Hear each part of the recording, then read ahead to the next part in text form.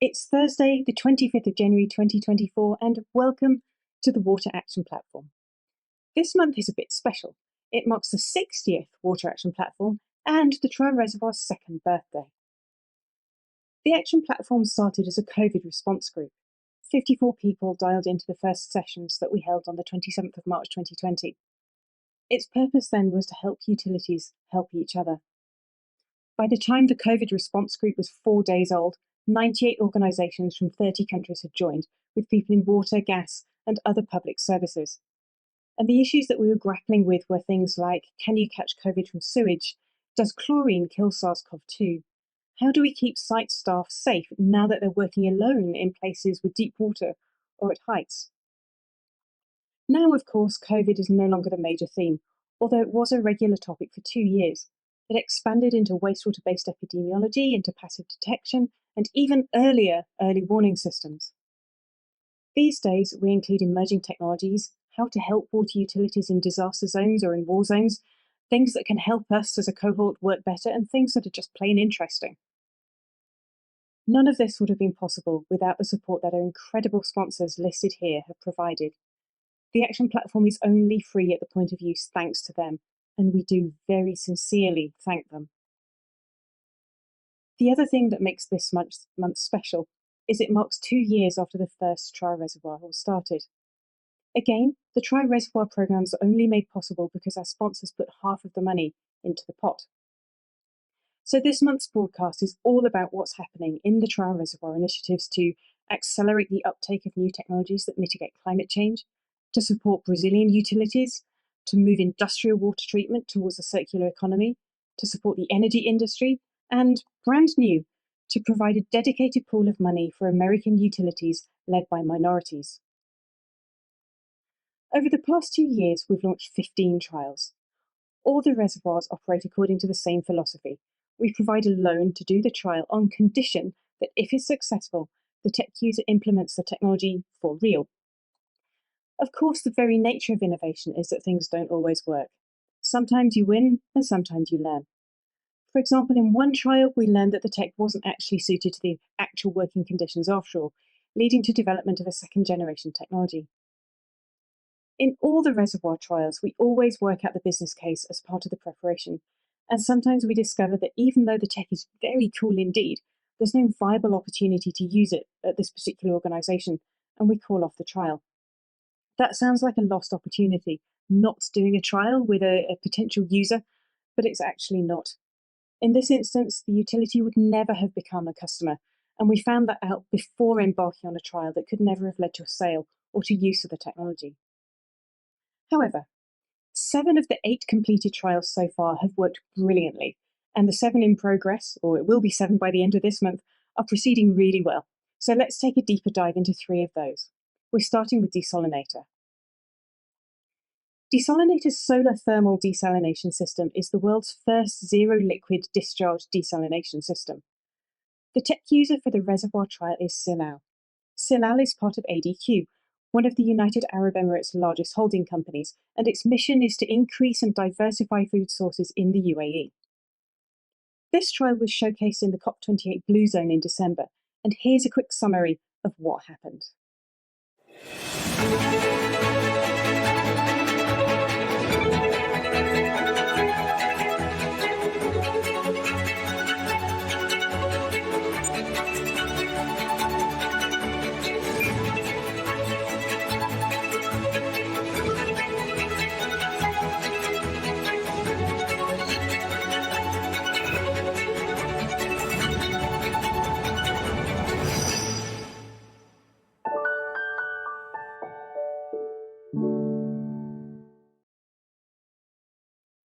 Growing food in the desert usually has a massive carbon footprint, but not this time. Here's Desolinator's Alexei Levine in conversation with Nada Abubakar to explain how they've done it. This plant is taking brackish water, so saline groundwater in this case, and providing water directly for food production. So we're taking the brackish water, we're using only solar energy to prepare this water. We're actually experimenting with tailoring the water, so tailoring the remineralization of the water specifically for given produce. And what we're doing here as well that's really unique to this region is 75% of the water used in intensive greenhouses here is for cooling, not for growing. I don't know if you knew that. We know. But that's correct. So actually, a lot of water is used in the cooling process. So you run these refrigerant pipes along the route. Because we're a thermal technology, we're able to nearly eliminate that 75% of water by providing cooling from our system. So we provide the water, we provide the tailored remineralization for a given produce and a given variety, and then provide the cooling from our technology as well. So as this scales up, the idea is that we could work with Shilal and other agencies, other companies, to actually have a complete offering where you have the greenhouse, you have the nutrients, you have the seed, you have the water, the desalination, you have the cooling, and you have the tailored remineralization all in a complete package. And that's how, by solving the water issue, particularly in the cooling issue, by solving those two issues, that's how this region can attain food security from abundant resources. Fantastic. And killing two birds with one stone. I like that approach. That's fantastic. Thank you, Alexei and Nada. What astonishes me and impresses me the most is that Desolinator's unique solar panels not only harvest 15% of electrical energy as you normally get from solar PV, but also a further 45% of thermal energy from the same panels. That means their systems run completely on renewable energy 24/7 using thermal batteries, no membranes, no moving parts, no brine being discharged for less than $1 per cubic meter. Wow. This next trial was the first ever advanced industrial water reservoir trial to complete, and it was carried out in Chile, Canada, in the pulp and paper industry. It's another zero liquid discharge site. The climate change trial reservoir is focused on reaching net zero carbon and lowering greenhouse emissions, whereas this reservoir focuses on advanced industrial treatment solutions for addressing circular economy, addressing resource recovery, emerging contaminants, waste to energy, and decentralization. My colleague Peter will introduce this bioaugmentation process trial, and it's set out to attain 100% on-site water recycling using an extensive biological treatment process, a lagoon, for industrial water reuse. Thank you, Joe. I would like to introduce a recently completed trial by EnBiorganic, demonstrating their technology on a mechanical pulping facility in Canada. The facility was already treating and recycling their effluent, but they were looking to improve the quality of the recycled water. EnBiorganic was able to demonstrate that their system is capable of doing this during a 6-month trial, and the client has now signed off on a service agreement for the continuous use of the system. Now let's learn more about the technology and the trial from Anson Liskey over at EnBiorganic. We have developed a microbial generator and dispensing unit called the EBSDI. It is able to, on-site, grow microbiology and dispense the same microbiology in an automated process. This process is also remote controlled and remote monitored. It's an IoT system. Essentially how it works is all we need to do is use a little bit of wastewater or surface water as a food source to grow our microbes. And we essentially have a proprietary process that repeats over and over and over inside the machine. And we're able to put on the top end up to 40,000 liters of active state microbiology every single day. And we had that opportunity come up with Meadow Lake Mechanical Pulp, their Paper Excellence mill up in Saskatchewan, Canada. They wanted to see improvements on their water clarity, had a bit of a green hue to their wastewater, and see improvements on the odors. They also wanted to see improvements on their COD, which we used as the sort of chief quantitative metric to follow. So the trial was about 6 months long, and we wanted to see at least a 30% reduction in COD and improvements to the water clarity, so get rid of that green hue, and then also improve the odors.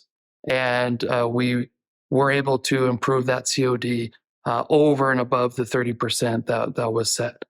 We took them from about 800 ppm COD on average to somewhere in the high 300s. We're in Meadow Lake, Saskatchewan at the pulp mill.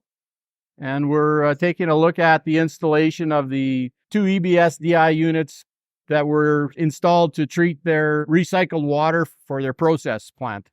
There's a distinct difference in the odor of the ponds. So it's improved significantly. And the color of the wastewater, the water that's being treated, is very different. It would have been a definitive hue of green earlier in the process, and now we're looking at a water stream coming back into the ponds that is entirely different. So prior to starting this project, the mill effluent water coming back into the mill was very green and very high in COD. Basically, the COD was up over 14 to 1800, coming in at about 25. Right now, after the treatment, it's coming in at about 1400, being treated, and leaving at about 400. The trial program, the supplier came on site, took care of everything, supplied a building, supplied the units, did all the piping, and have looked after it ever since. Prior to this, we were trying to figure out, how many bugs we had, what the nutrient doses we needed, what ad rates. So from us operationally, it's much better, and it's saving us money simply in nutrients and additional bacteria.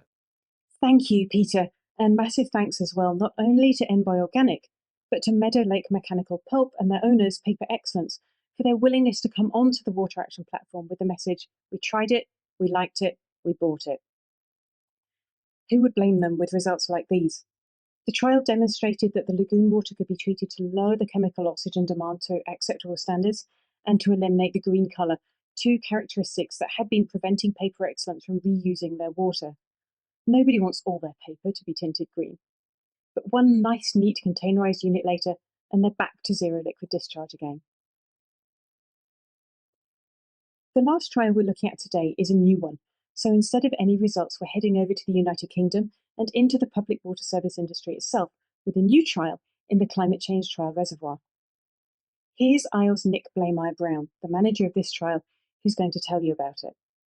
Thanks, Joe. Yes, one of the most recent trials to kick off in the reservoir is between the Ireland-based technology company Aquamonitrix and the owner and operator of some of the largest wastewater treatment facilities in Europe, Thames Water.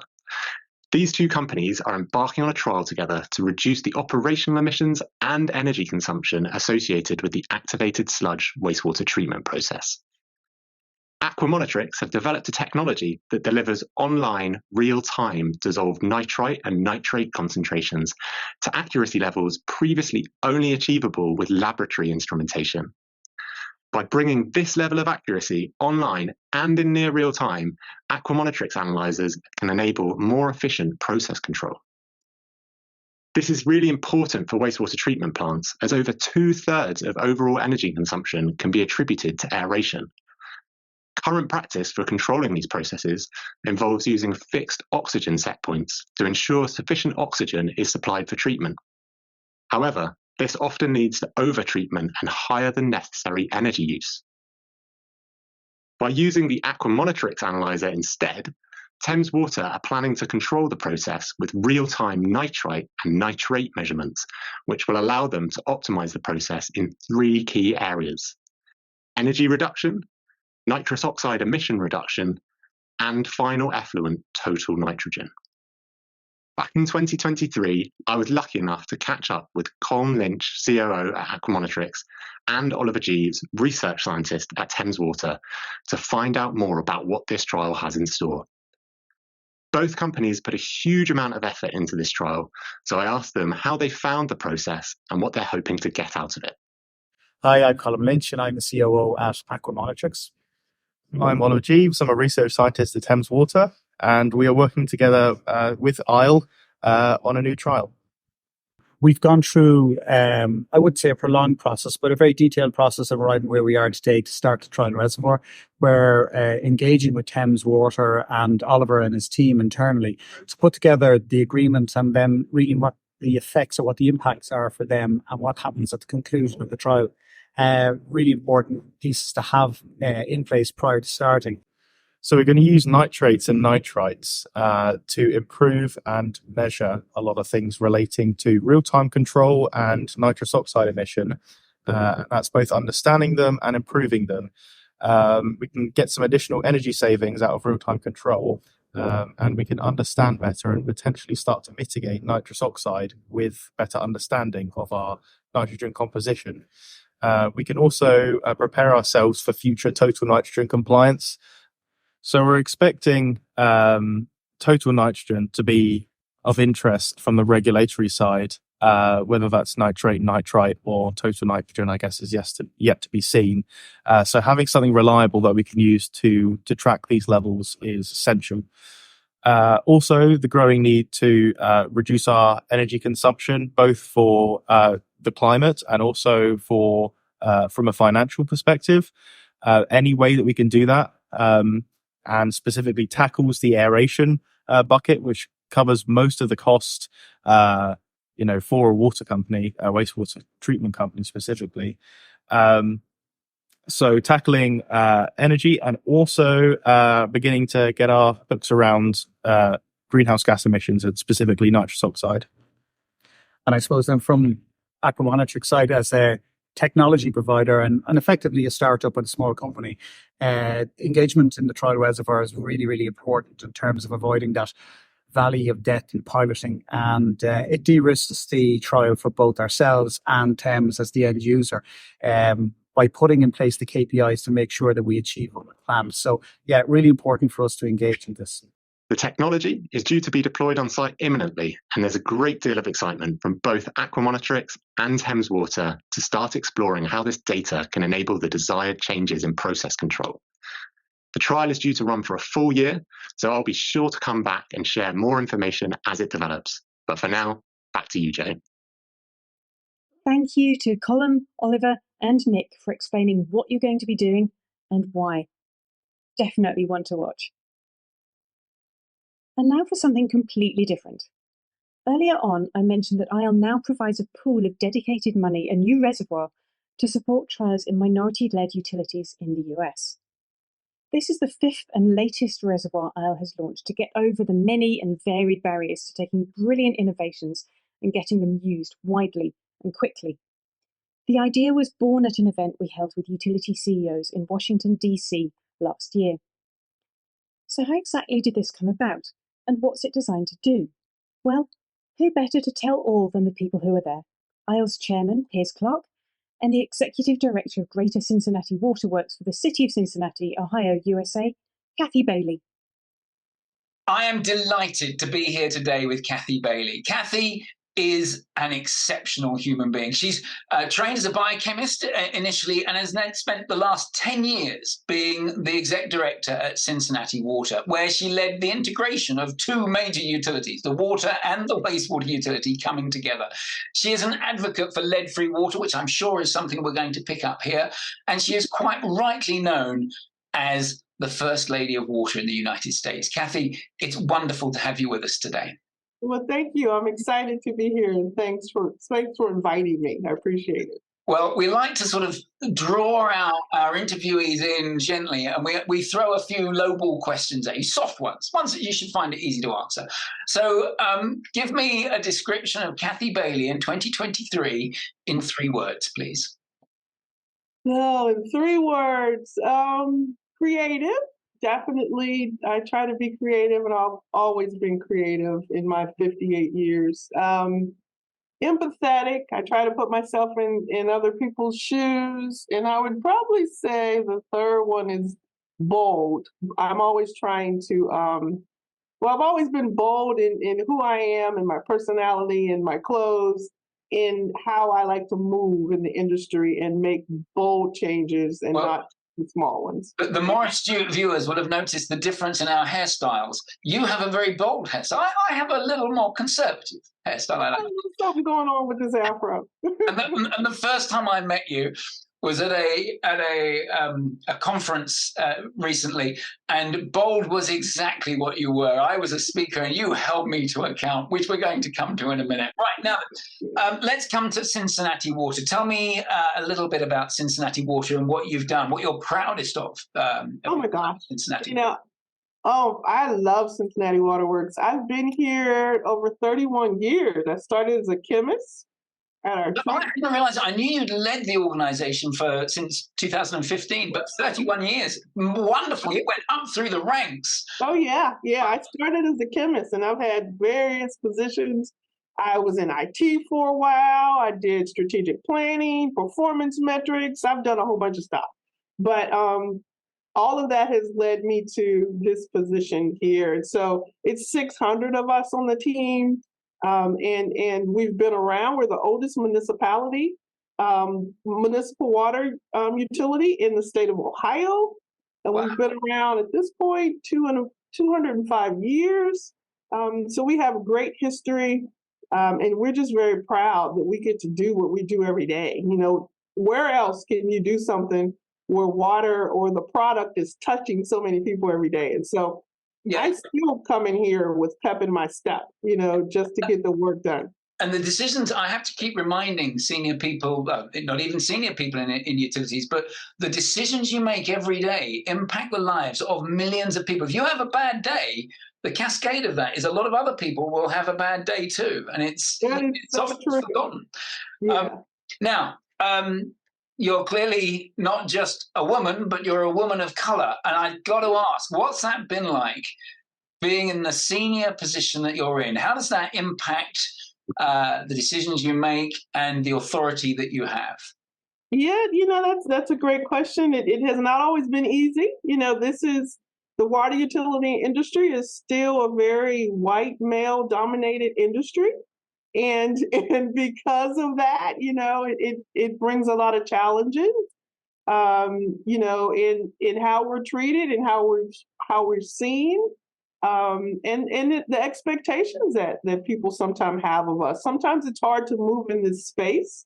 And I think sometimes when I first started in this role, I was more guarded on maybe some of the decisions that I would make, because I knew that a lot of eyes were on me, you know, to be the first woman, the first African-American director of the independent water utility, that eyes were on me. And sorry, can we just capture that? So you're the first female African-American leader of a US water utility, is that right?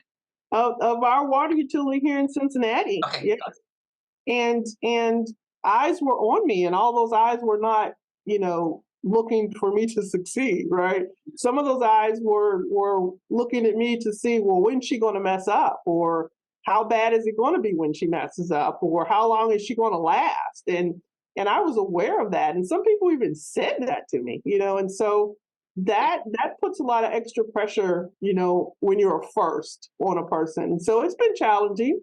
But I would like to think that I've moved through some of those challenges, but it's still some of those challenges. I'm pretty confident you come out bolder and stronger.